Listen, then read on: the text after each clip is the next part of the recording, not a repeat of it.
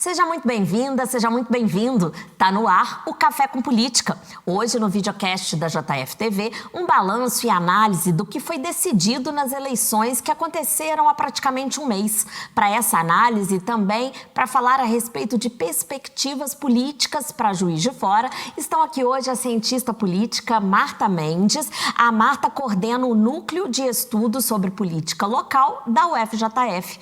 Ao lado da Marta está o Guilherme Machado. Guilherme, que é chefe de cartório da Justiça Eleitoral. Tá na hora, então, de pegar aquela caneca, tomar um cafezinho, enquanto você fica ligado em política no município, neste episódio do Café com Política.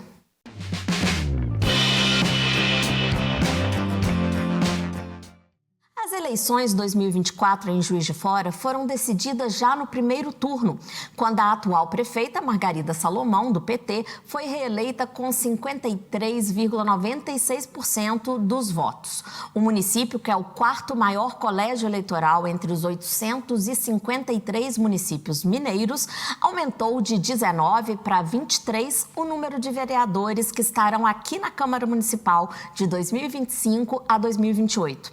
Isso com base na emenda constitucional que define que municípios com população entre 450 e 600 mil habitantes podem ter até 25 integrantes na Câmara Municipal. De acordo com os números do TSE, que você acompanha a partir de agora aí na tela, Juiz de Fora tem 390.203 eleitores, pessoas aptas a votar. No dia 6 de outubro, foram computados 308.031 votos. Houve 21% de abstenções, já que 82.172 eleitores juiz-foranos não compareceram às urnas. Foram pouco mais de 275 mil votos, 89, quase 90% dos votos válidos.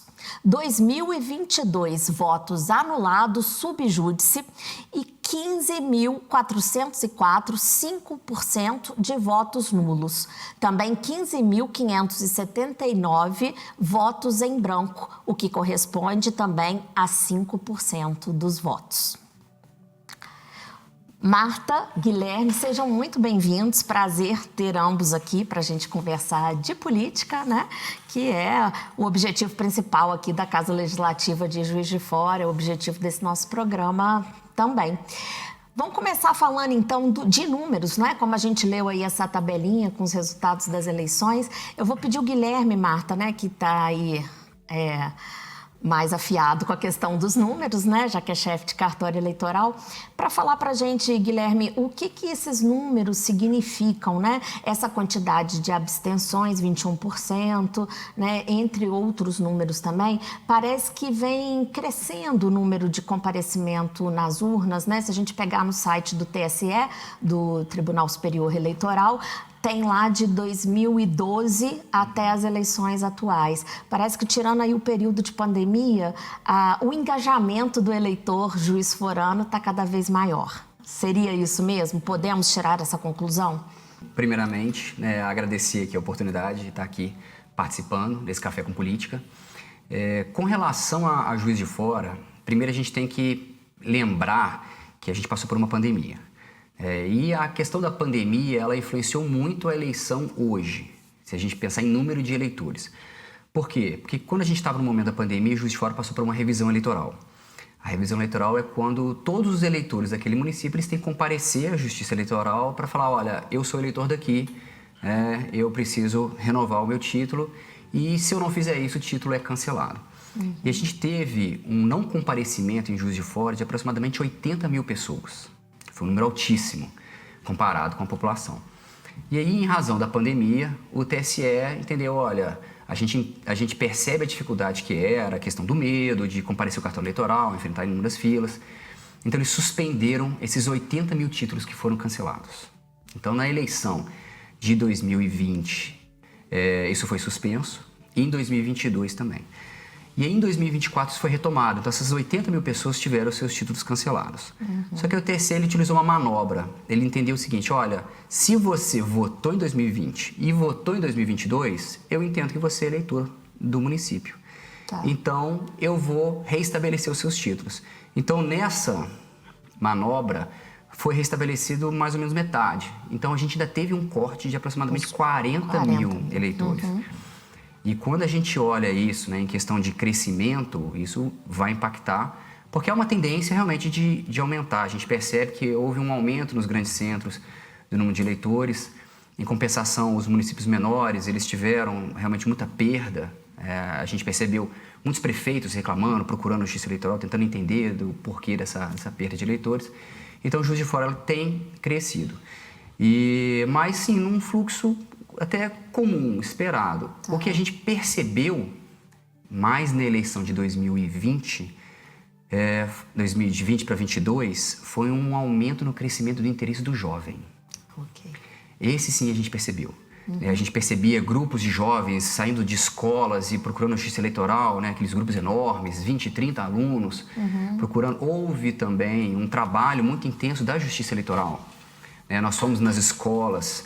A justiça eleitoral, ela entende que a participação da justiça, ela não tem que só se ater à eleição, a apurar, a registrar candidatos, a controlar, né, as campanhas, o que a gente chama de paridade de armas, mas também de mostrar a importância da democracia. Então, tem projetos como o Projeto Eleitor do Futuro, que é importantíssimo, que é um projeto do TRE, do TSE como um todo, do TRE abraçou essa causa, onde nós, servidores da Justiça Eleitoral, nós vamos até as escolas, conversamos com os alunos, né, de 8º, 9º, 1º ano, mostrando a importância, seja escolas públicas, seja escolas particulares. Nós fizemos, no ano passado, um projeto enorme no final do ano, no Colégio Santa Catarina, por exemplo, em todos os anos. Então, isso tem demonstrado para os jovens a importância, né? E a questão da representatividade, a gente sempre fala muito, né? Mesmo antes da obrigatoriedade, mesmo né, Guilherme? Mais jovens com 16 anos... Sim.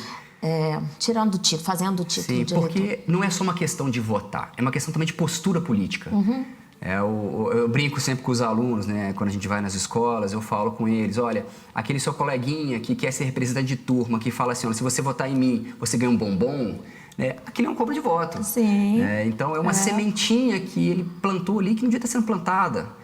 Então, essas questões, o menino que fura uma fila numa cantina é uma corrupção. Sim. Né? Mas, claro que num ambiente, outro ambiente, de uma proporção muito menor.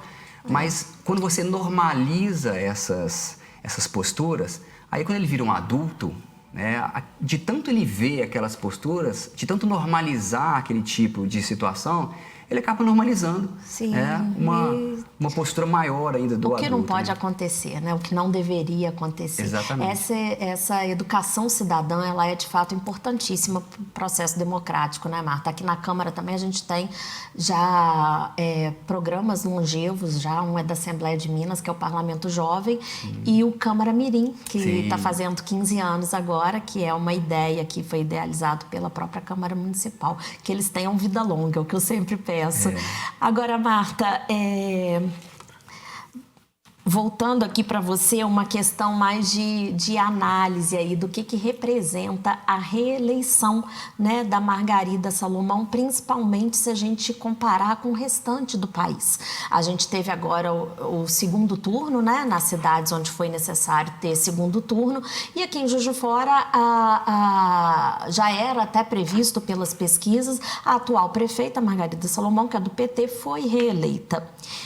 E depois desse resultado do segundo turno, no resto do país, a gente não está vendo aí um protagonismo da esquerda, né? Pelo contrário.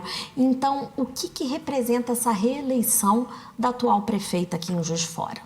Tá bom. Primeiro, obrigada pelo convite, um prazer estar aqui, conhecer o Guilherme. Uma honra. Então, os próprios candidatos, os próprios prefeitos e as prefeitas, quando eles se candidatam à reeleição, um argumento que eles mesmos utilizam é da possibilidade deles darem continuidade a um trabalho que eles começaram, né? Dizer que 4 anos é pouco. E, efetivamente, quando a gente pensa em algumas...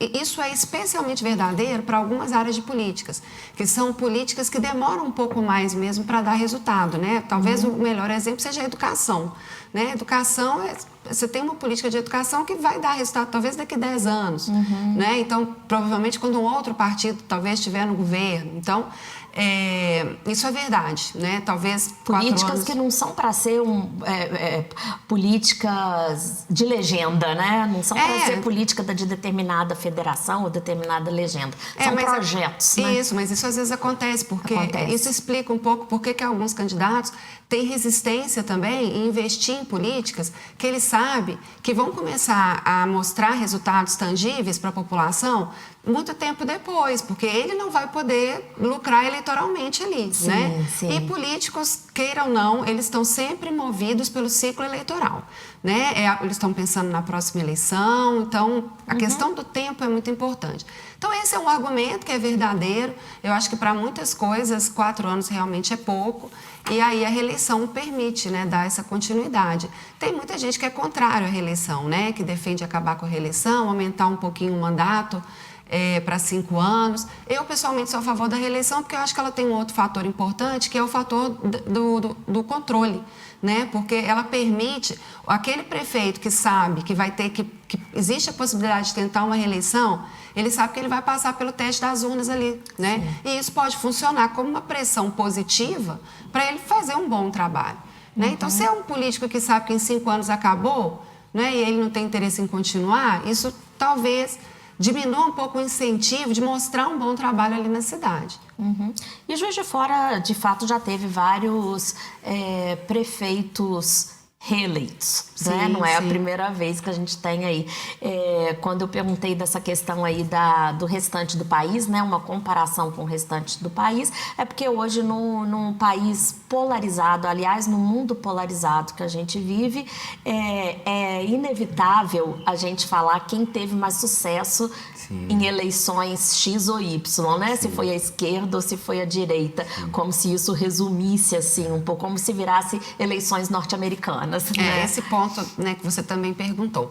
Assim, eu acho que há um consenso, né, em todas as análises de que a direita saiu muito fortalecida quando a gente olha para os partidos que mais elegeram prefeitos. Os 2 primeiros nem são partidos que normalmente a gente classifica como direita, né, que é o PSD e o MDB, que foram os grandes campeões em termos de prefeituras e, se não me engano, de vereadores também. Mas logo depois você tem ali o PL, você tem o PP, você tem o Republicanos, né? Tem o União Brasil. Vamos lembrar que o União é a fusão do DEM, que é um partido tradicional de direita no Brasil, com o PSL, que era o partido do ex-presidente Bolsonaro. Então, a direita, né, realmente ganhou e ganhou muito. Nas capitais, né, a gente viu o PT quase não elege de novo um prefeito em capital, porque em 2020 não elegeu nenhum, né? Mas aí acabou conseguindo eleger em Fortaleza, e foi assim, apertado, né? muito apertado. Lembrando aqui para quem está assistindo o programa que não estamos aqui defendendo ou tomando nenhum partido, né? Só apenas uma análise desses resultados. E falando assim, repetindo o que você disse, né? Que foi uma eleição de mais vitória para a direita, aqui na Câmara também, mostrando essa contramão de Juiz de Fora em relação ao restante do país, de forma geral, né? Mas o PT continua sendo a maior bancada, né? Aqui na Câmara. Mas a direita cresceu aqui também. Em contrapartida, a direita cresceu. Então, assim, não está totalmente na contramão do país, não está na contramão, né? não, porque como cresceu também o número de vereadores. Então, quando você observa que de 19 foi para 23, eu acho que a direita, ela se aproveitou mais dessas novas vagas. Embora o PL a dobrou de tamanho, né? Embora a bancada do PT ainda seja maior, isso não diz tanto assim. A gente percebe também, acho que o fato, né, da reeleição, a gente percebe muito, a gente vê muito e presencia que o fato de ser reeleição também facilita muito para aquele candidato, né, que está disputando. Tanto que o estudo, né, a média é de 70% a 80% dos prefeitos que tentam a reeleição, eles conseguem. Porque tem não só a facilidade, né, de poder demonstrar aquilo que ele fez, e a gente viu muito nas propagandas, né, quando a gente fala de propaganda eleitoral, a grande maioria das propagandas daqueles que já estão no poder é em cima daquilo que eles fizeram. Claro. Então, isso facilita o processo de reeleição, porque o outro, em contraparte, ele não tem esse mecanismo, né, demonstrar. Porque ele vai mostrar o que ele fez, não o que ele não fez. E a nossa memória recente também, né? A esse apelo aí pela atualidade. O que está sendo feito agora, de fato, né? Sim. Agora, Guilherme, falando um pouco aí do que está em moda, né? Que é a inteligência artificial. Nessas eleições agora de 2024, como que a gente pode ver a inteligência artificial protagonizando ou não protagonizando essas eleições de 2024, se as urnas eletrônicas, né, foram aprimoradas, talvez, a partir da inteligência artificial, ou se o próprio processo de apuração dos votos, cruzamento de dados, se tudo isso aí se a inteligência artificial, de fato, chegou ao TSE. A questão da inteligência artificial, ela é inevitável. Mas a Justiça Eleitoral ela tem tomado muito cuidado na utilização, até pelo controle. Há um controle muito rigoroso de dados, de manipulação de dados por parte da Justiça Eleitoral, então a inteligência artificial ela não é utilizada em tudo.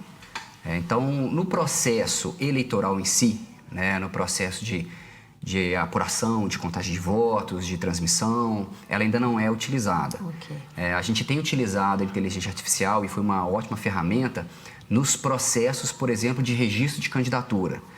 Os candidatos, quando eles entram com processos judiciais para registrar suas candidaturas, agora a gente está inclusive num período de prestação de contas, então essa inteligência artificial tem sido utilizada para aumentar a efetividade, né, da análise desses processos, nessa parte. Então, com relação à urna eletrônica, ela foi só aprimorada em questões de segurança, né? Tanto que as urnas são novas agora, né? As urnas foram utilizadas as urnas 2020, 2022, em Minas Gerais inteira. Todas novas. Todas novas, com mecanismos de segurança muito mais avançados. Então, a inteligência artificial ficou mais para esses trabalhos secundários, não efetivamente o processo de apuração em si. Tivemos muitos problemas aqui em Juiz de Fora, nas sessões, com a questão da urna? Não, essa urna realmente ela surpreendeu a gente, né?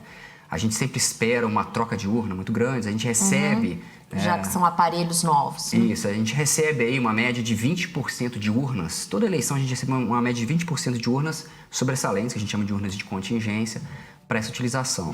E a utilização não chegou nem a 5%. Inclusive foram problemas bem simples de se resolver, o que não gerou nenhum tipo de transtorno. A gente utilizou muito a última eleição, que foi uma eleição com muitas filas, uma eleição mais conturbada, uma eleição com muitas fake news, né? Ou desinformação, que é o termo correto agora, né? Muita desinformação. Então, buscou-se combater isso já desde o início, né? Tá falando com a Marta aqui, a gente já começa o processo eleitoral, as pessoas vão lá e votam em 1 minuto. Mas elas não sabem que o processo eleitoral, para a Justiça Eleitoral, ela começa intensamente lá em abril, né? Então, lá em abril, a gente já começa intensamente fazendo todo esse processo, buscando, né, não só uma conscientização, mas também um combate a essas questões. É um processo ao longo dos anos todos, né? Porque a Justiça Eleitoral não trabalha só a cada 2 anos, né, Guilherme? Exatamente. Um trabalho eles intenso. Enxergam a gente, né, a cada 2 anos. As pessoas viram os olhos para a Justiça Eleitoral a cada 2 anos, mas realmente... O Guilherme falou, Marta, agora da desinformação, né, ou fake news, como preferir. E aí eu estou pensando aqui na questão das redes sociais, né? De forma intensa desde 2018, que a gente considerou 2018 como as eleições decididas na rede social, né?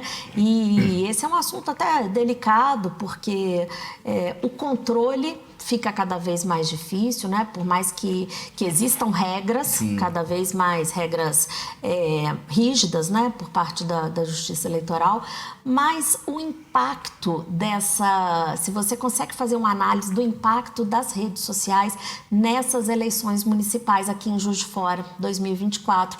E curiosamente, o X, né, que é o antigo Twitter, ele estava suspenso no 6 de outubro. Né? Eu não sei quanto tempo antes exatamente, mas será que essa questão do Twitter fez alguma diferença? Bom, as redes sociais vieram para ficar, né? Como você disse, acho que 2018 realmente foi um marco, até porque a gente teve a eleição de um candidato que investe muito em redes sociais, né, na comunicação direta ali com seus eleitores, com as suas bases. E aí eu vejo que aqueles que não utilizavam muito, que não, né, davam a atenção que deveria, passaram a dar. Acho que a esquerda também começou a buscar mais, né, enfim, desenvolver estratégias para atuar nesse mundo virtual. E a questão da desinformação é um enorme desafio, né? Ela pode fazer um mal terrível para a democracia. Uma boa escolha eleitoral depende muito da capacidade do eleitor, da eleitora acessar informações que sejam confiáveis.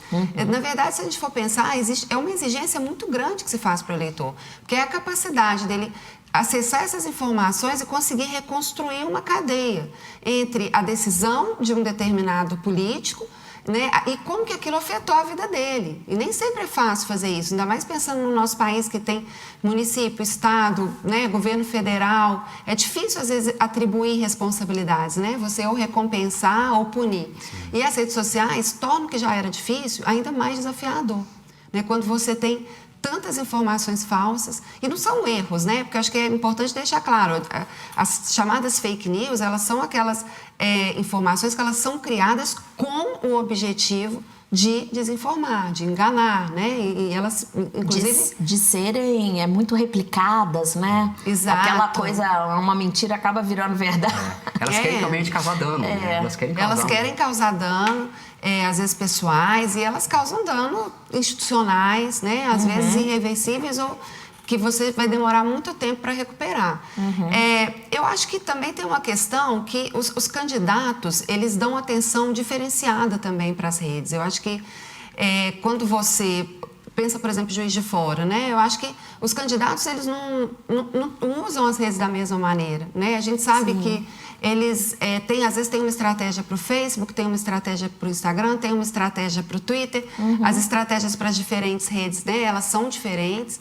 E alguns vão dar muito mais centralidade para isso, outros ainda vão preservar muito a política, né, face a face.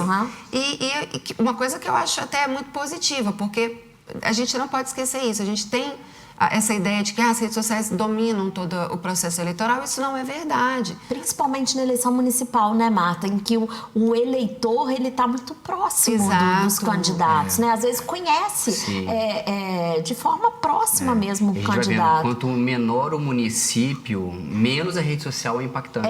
Porque é aquela coisa de sola de sapato, o candidato gastar sola de sapato mesmo, boca a boca. É a rede social, mas não é a rede social virtual, né? É a rede social física. Social. Porque como a gente nasceu conhecendo.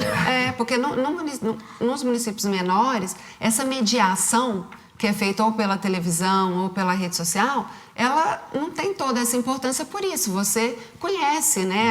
As pessoas se conhecem pessoalmente. E o eleitor ainda valoriza muito essa coisa da presença física. Né?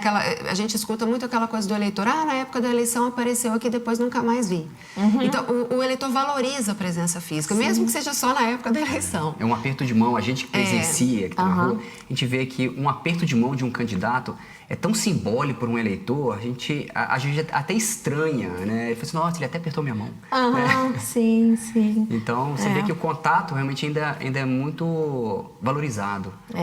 Sim. Mas, de qualquer forma, cada vez mais parece que os coordenadores de campanha, os marqueteiros vão ter cada vez mais trabalho, né? Em relação aí à amplitude de redes sociais. E a gente também escuta muito candidato derrotado dizendo, eu já entrevistei muitos políticos que falam isso, eu acho que perdemos porque não investimos tanto na rede social. Então, eu acho que tem um alerta aí para todo mundo. Não dá para negligenciar esse espaço, né? Ou a forma como a esquerda e a direita, né? De forma, assim, muito generalizada, né? Forma como esquerda e direita lidam com as redes sociais. É nitidamente diferente a forma de lidar, né? Não vamos entrar nesse mérito, mas ainda... realmente há formas diferentes de lidar com dessa eleição a gente percebe que houve um crescimento, claro, né, da utilização por parte dos candidatos de rede social, mas a gente esperava até mais. Mas um melhor uso, talvez, do que nas passadas, né? Na verdade, um uso mais profissional. A gente percebe que houve contratação de empresas, né, de estúdios, para fazer a coisa de uma forma mais profissional, menos amadora. A gente percebia uma coisa mais amadora no início, né? Como se fosse um teste, né? Vamos testando. E nessas eleições a gente já percebe um uso mais profissional. A gente ainda não tem exatamente os valores, assim. Até tem, mas a gente não tá, a gente ainda vai passar pela análise dos dados financeiros. Claro. Mas, pelo que a gente já estava vendo, né, do que estava sendo prestado de contas, o volume de dinheiro gasto em redes sociais, em impulsionamento, né, foi muito impulsionamento. A Meta, que é a empresa, né, que Facebook, Instagram. Ela tem uma plataforma para controle desses impulsionamentos para a gente ver, né, quem está impulsionando, quem não está. Antigamente a gente entrava para fazer fiscalização de impulsionamento, tinha 5, 6. Nessa eleição a gente entrava, tinha centenas e centenas e centenas de impulsionamentos. Então a gente viu que eles realmente agora estão utilizando. Eu falo, dá até para fazer uma comparação com a inteligência artificial utilizada em propaganda. Era nada, nessa foi tímido, até que foi tímido. A gente passou por uma preparação da justiça eleitoral, cursos, né, buscando identificação para evitar abusos, mas foi muito tímida a utilização de inteligência artificial. Então, eu acredito que na próxima eleição, isso vai... Já vai impactar mais. Já vai impactar mais. Tá. E você falou que foi um uso mais responsável de redes. Muito também pelo fato do regramento aí que partiu do TSE, né? Sim. Que houve esse direcionamento muito forte para as regras relativas à rede social. A normatização por parte do TSE, ela tem sido muito rígida justamente para coibir, né? Principalmente depois dos ataques que foram sofridos nos últimos anos. Então, tem se buscado, inclusive o próprio TSE tem hoje mecanismos de enfrentamento à desinformação específicas para o processo eleitoral, né? Não só para campanhas, mas para o processo eleitoral, para a urna eletrônica, justiça eleitoral. Quando a gente fala de desinformação, é engraçado porque a gente, como chefe de cartório, a gente recebe muitos vídeos, né? Guilherme, isso aqui é verdade? Isso aqui é isso mesmo? Isso aqui é isso mesmo? E a gente vê vídeos de desinformação lá de 2020, 2018. Que estão circulando agora. Que estão circulando agora, né? Assim, são coisas antigas que são colocadas de novo ali no meio, né, nas redes sociais, e a gente olha, gente, isso aqui já foi desmentido há 10 anos atrás, há 8 anos atrás. Isso aí é antigo, é desinformação antiga. Mas vocês têm um canal específico para isso? Para checagem? Tem. Isso é importantíssimo. O próximo tem um site que as pessoas não sabem muito. Até para credibilizar cada vez mais a justiça eleitoral. Da eleição? Não, tem o justiçaeleitoral.jus.br. Ele tem lá canais só para verificação de fato ou boato. E a Justiça Eleitoral em si, nos municípios, os advogados têm acesso, né, aos chefes de cartório, os candidatos têm acesso. Então, a gente também recebe pessoalmente, né, nos telefones institucionais, essas informações. Mas o tribunal, desde as eleições de 2018, ele começou a criar canais específicos para desinformação. E depois da eleição de 2020...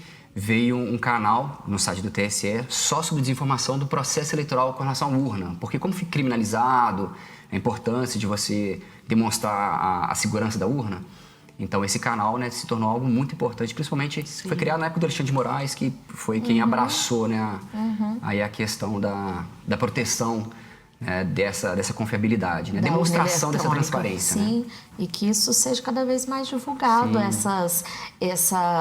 como é que a gente pode... Esses instrumentos que a Justiça Eleitoral tem e, né, está aprimorando cada vez mais. É um processo extremamente transparente.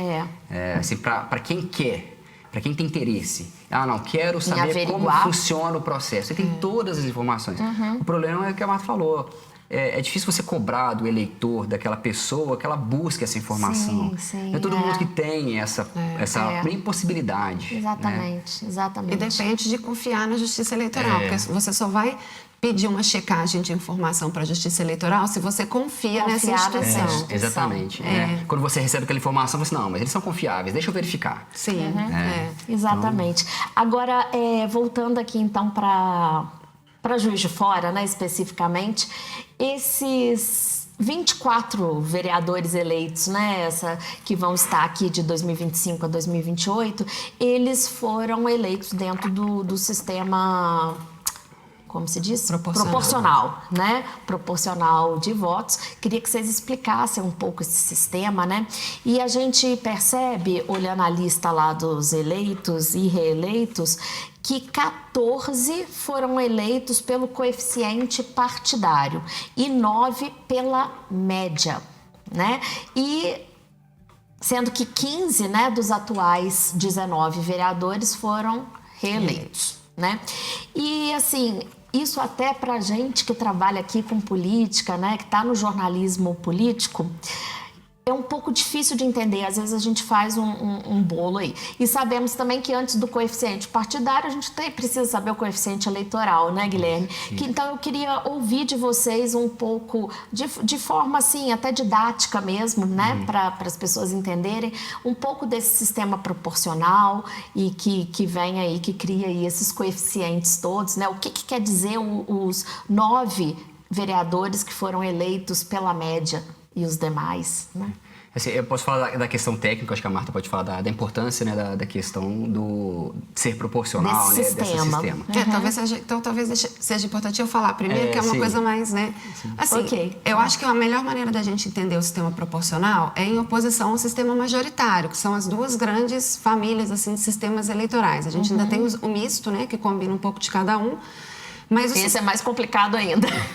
Ele é bem uma mistura mesmo, né? Mas o sistema proporcional, né, como o próprio nome já diz, ele vai transformar os votos em cadeiras de maneira proporcional, né? Então acaba que a quantidade de cadeiras na Câmara, ela vai ser mais ou menos proporcional à quantidade de votos que aquele partido ou aquela federação teve. E o nosso sistema no Brasil, ele é bastante proporcional efetivamente. É claro que sempre tem alguma alteração, mas o nosso sistema costuma sobre-representar um pouquinho os maiores, né? Não continua assim? E subrepresentar um pouquinho os menores, mas ainda assim é muito próximo. Quando a gente compara com outros países onde há distorções enormes, né? A gente vê que o nosso sistema ele é bem proporcional.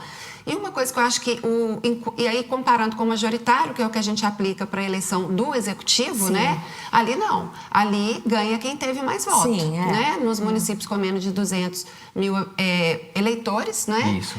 No primeiro turno, e nos com mais de 200 mil eleitores você precisa de um segundo turno. Mas aí quem teve mais votos levou, né? Então é diferente. Agora, tem uma coisa muito importante que eu acho que às vezes os eleitores não entendem, é que mesmo que a gente possa votar na pessoa, né, no sistema proporcional de lista aberta, os votos eles são computados para o partido primeiro, ou a federação. Então, todos os votos que nós damos para todos os candidatos daquele partido ou daquela federação, eles são somados e aí eles vão ser... Aí, a partir daí que entra os cálculos dos coeficientes para a gente saber quantas cadeiras cada partido e cada federação vai ter direito e quem serão os candidatos e as candidatas que, né, poderão ocupar esses espaços. Então, isso é importante ter em mente, eu acho, para o eleitor, né? Que quando ele está votando num candidato, aquele voto dele vai entrar para um bolo do partido ou da federação, né? Se forem vários partidos reunidos numa federação. E a federação é essa união de partidos que tem que durar pelo menos por 4 anos. Diferente das coligações que existiam antes, né? Que você podia formar e depois desfazer.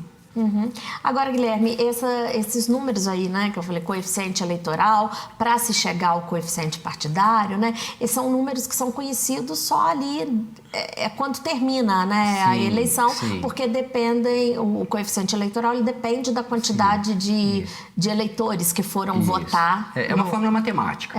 Eu falo, então, explica pra gente aí o que é o coeficiente eleitoral, né, e depois como que a gente chega no partidário. O cálculo nem é difícil, né?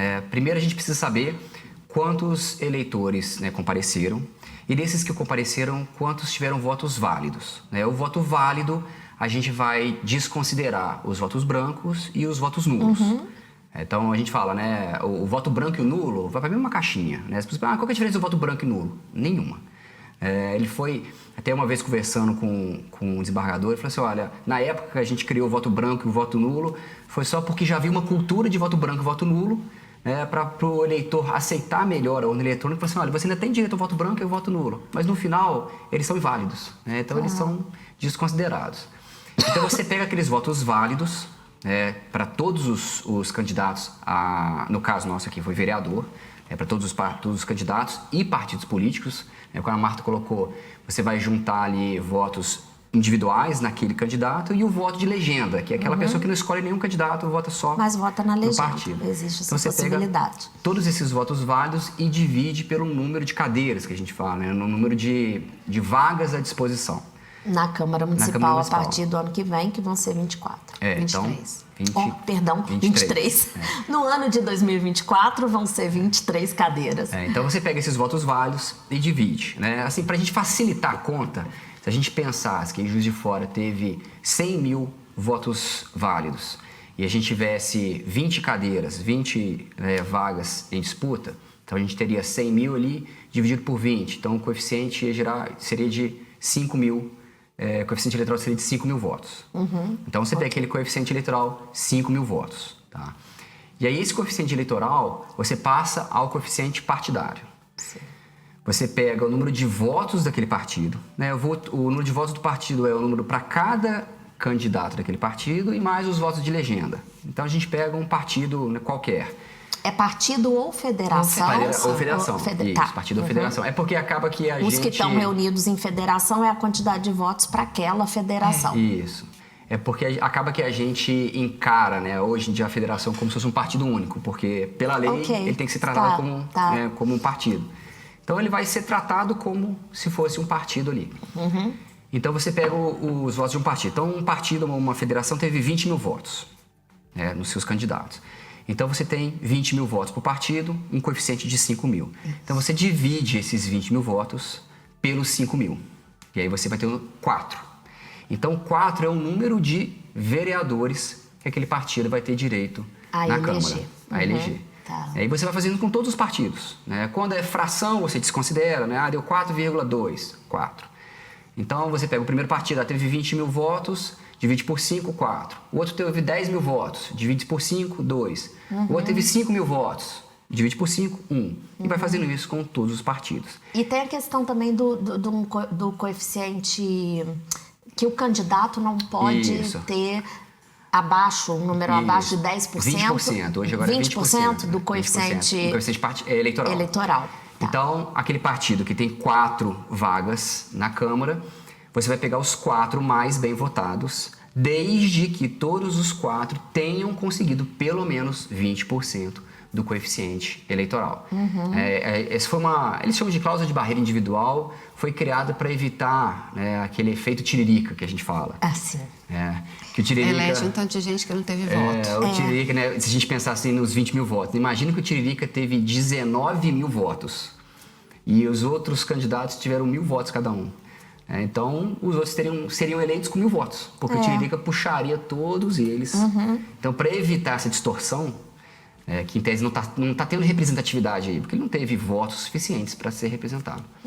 Então, eles criaram essa barreira. E se nenhum vamos supor, desse partido que conseguiu conquistar 4 vagas, se nenhum dos seus candidatos conseguiu esses 20%, ele perde as vagas todas? Ele perde essas vagas. Na verdade, essas vagas... Ela vai para o resto, ela vai para a sobra. Ela vai para a sobra. Ela vai para o cálculo da média. Isso, né? Chegamos na média, né? O que significa esses 9 que a gente teve eleitos levando ao exemplo da Marta, se a gente tivesse aquele partido com 4 eleitos, 3 alcançaram os 20%, os 3 são eleitos. Esse 4 não alcançou, então esse partido perdeu essa vaga. Então, esses 3 vai aparecer lá, eleito pelo coeficiente eleitoral, pelo coeficiente partidário. Né? E aí depois você faz todo o cálculo e fala, olha, Guilherme, sobraram 10 vagas. Como é que a gente faz com essas 10 vagas? São as sobras. Aí essa sobra já é um cálculo um pouco mais complexo. Né? Na verdade, você vai pegar o coeficiente partidário de todos os partidos, como se colocasse eles todos um do lado do outro, o número de votos de cada partido, e dividisse pelo número de vagas que aquele partido conseguiu. E você soma mais 1. Então, né, se a gente pensar numerador, denominador, então o partido que teve 20 mil votos, ele teve 3 vagas, então vai ser 20 mil dividido por 3, mais 1. Aquele que tiver maior média, leva a primeira vaga. Entendi. Aí você recalcula de novo, somando essa vaga naquele partido. Então, a tendência é que esse partido que elegeu um candidato por sobra, a média dele vai diminuindo. Então, ele vai ficando para o final da fila. Entendi. Então, esse sistema, o que ele faz? Ele possibilita que alguns partidos que tiveram uma pouca comparecimento em voto, né, eles tenham pelo menos uma representatividade, né, tenham alguém lá. Então, o que a Marta falou, cria uma distorção menor dentro do sistema político, né, possibilita que partidos menores, partidos que não têm tanta visibilidade, tanto dinheiro, tanto poder, eles consigam pelo menos participar da divisão das sobras, né? E assim ter alguma representação. Tem uma representatividade, Me né? parece bastante justo, né? Esse sistema proporcional que a gente tem adotado aqui no Brasil. Sim. E é importante, Marta, eu acho também essa explicação. O Guilherme foi bem claro aí na explicação dele e cabe ao telespectador, ao eleitor também, buscar mais, né? Se quiser de fato entender como é que funciona, buscar no próprio portal do TSE, né? Sim. Tem isso tudo lá. Agora, às vezes, o eleitor fala assim, nossa, mas porque meu candidato teve 3 mil, 4 mil, 5 mil votos a mais do que o outro, e o outro foi eleito, o meu não foi. Então, por isso que é tão importante as pessoas buscarem informação a respeito desse sistema proporcional. Como que funciona. Isso não é uma falha do sistema, é Não. assim que o sistema funciona. Exatamente. Na verdade, isso é algo para proteger o próprio eleitor, né? Assim, uma coisa que a gente vê que o eleitor reclama muito é que ele gostaria, como ele não entende, ele queria que fosse igual ao majoritário. Sim. Né?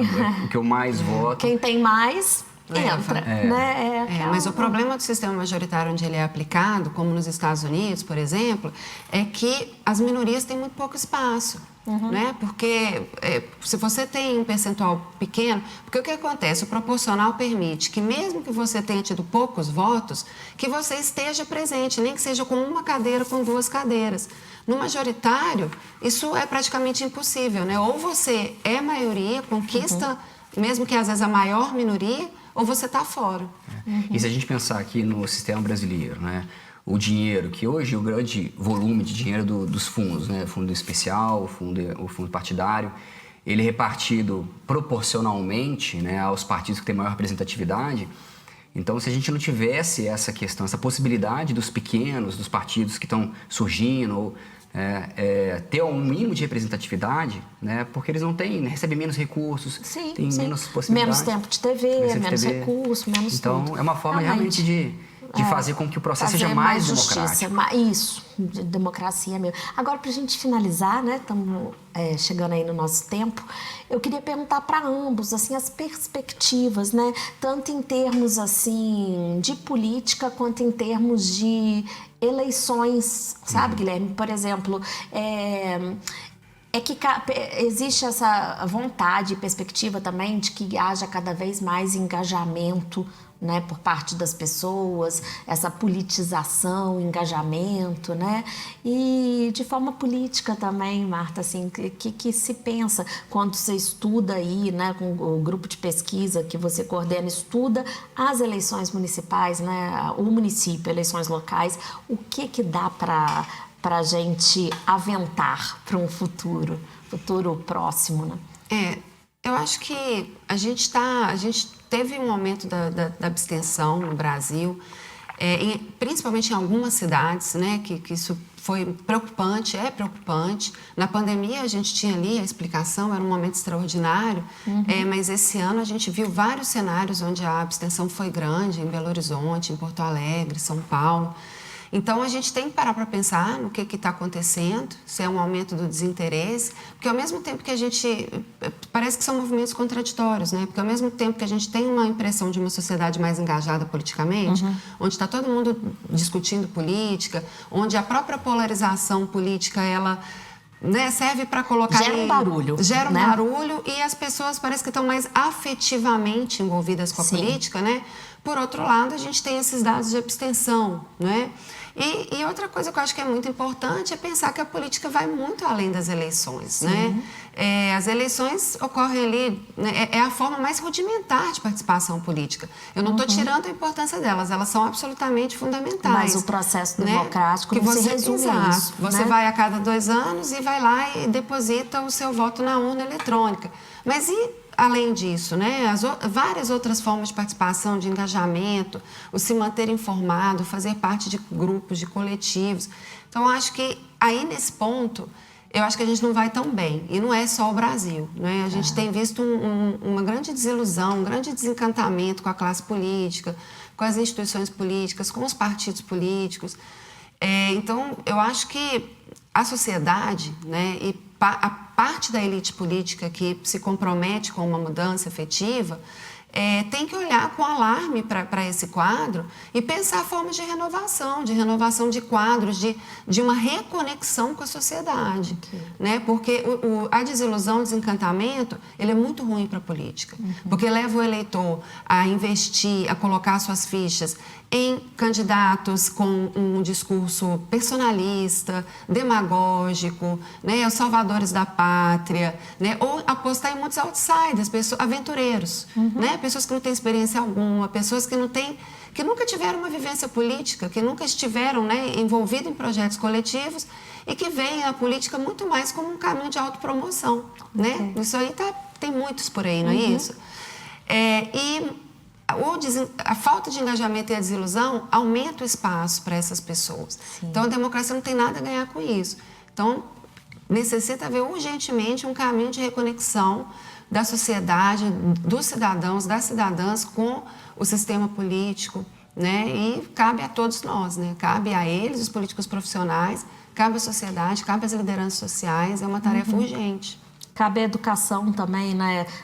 Que haja cada vez mais educação política, né? Que isso não existe. E que agora se tornou mais difícil, né? Porque num ambiente muito minado, num ambiente tenso, Exatamente. né? Mas que ainda assim tem que ser feito. Como é que você leva isso para as escolas, né? Educação política para dentro da escola, sem tornar isso uma crítica de pais e tal, uma crítica ideológica, né? Porque não se trata de educação política, não se trata de ideologia, né? É bem diferente disso. Eu falo, dentro do lado, né, da parte da justiça eleitoral, tem se trabalhado muito a questão democracia, representatividade. Então, a perspectiva, né, quando a gente fala de justiça eleitoral, é de trazer esses eleitores que muito tempo ficaram, não escondidos, mas ficaram intimidados na participação do processo eleitoral. Então, tanto eu falo, são as duas pontas, né? A gente tem o jovem, né, a pessoa que a gente precisa despertar e demonstrar a importância da participação dele, né? Então, nesse a gente faz os trabalhos nas escolas, mostrando a questão da representatividade. Não é direita ou é esquerda.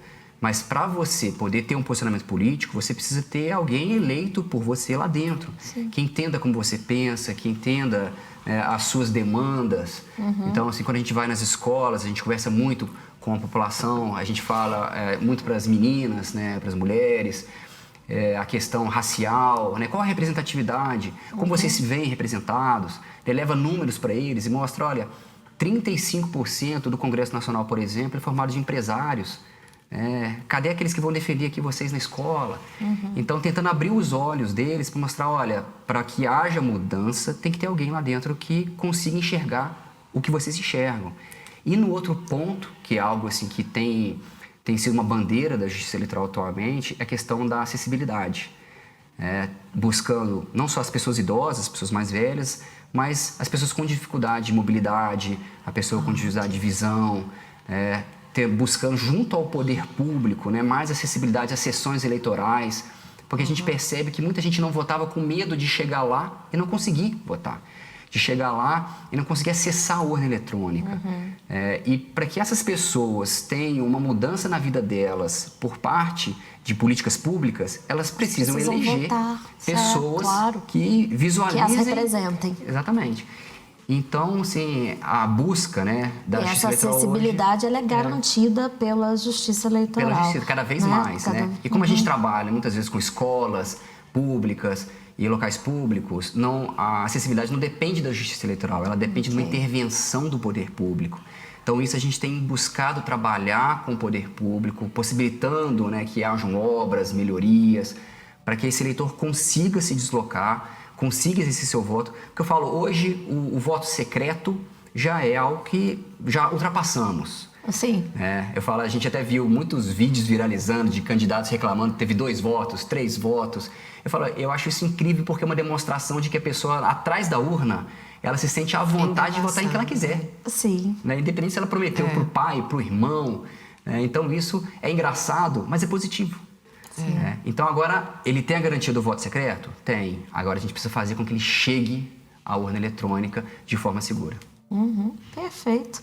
aprendi muito, tô com esse sorriso aqui no rosto, porque eu achei muito válida a experiência aqui com vocês dois, cientista política e chefe de cartório eleitoral. Foi muito bacana essa análise que vocês trouxeram aqui pra gente, fizeram. Então, Marta, muito obrigada. Guilherme, igualmente. Eu que muito agradeço a obrigada. oportunidade. Agradeço também. Tá? Foi um prazer. Foi um prazer. Vamos torcer aí para os próximos 4 anos serem, assim, o mais profícuos possíveis, né? Agradecendo também a você que acompanhou mais esse episódio do Café com Política. Lembrando que todos os episódios estão disponíveis lá no YouTube da Câmara Municipal de Juiz de Fora. Um forte abraço, até a próxima.